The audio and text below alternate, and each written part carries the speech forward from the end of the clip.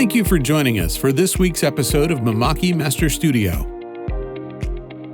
In this video, we'll show you how to produce graphics on canvas using the Mimaki UCJV series printer and LUS170 ink. First, we need to adjust head height.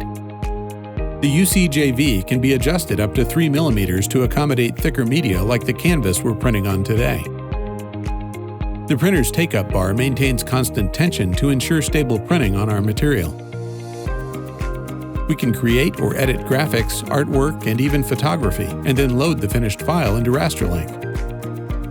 With advanced color controls and material settings, the software ensures our file is optimized for our finished product.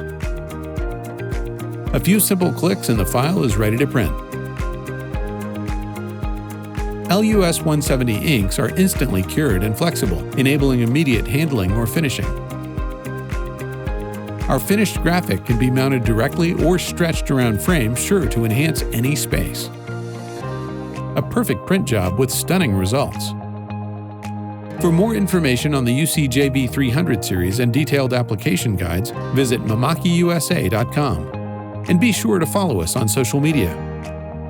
Join us next time for Mimaki Master Studio.